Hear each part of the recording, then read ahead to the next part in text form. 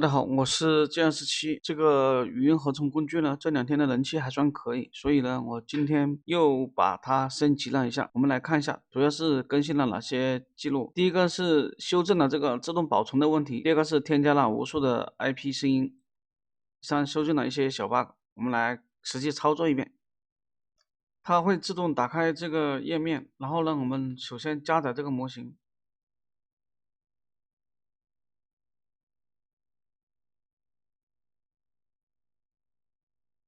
这次主要改动是这个 IP 声音，这里我加了几十个吧，我们来随便找一个听一下。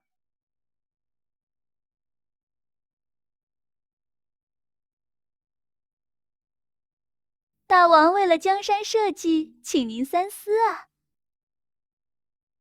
它会把生成的自动保存到这个目录上面。我们来听一下，大王为了江山社稷，请您三思啊！这个就是刚才生成的这个文件。再换一个，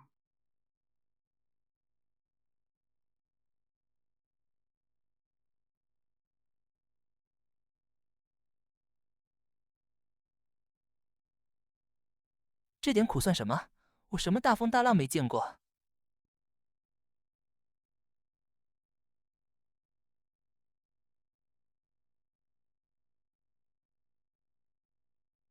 这部电影真的很感人，我看哭了。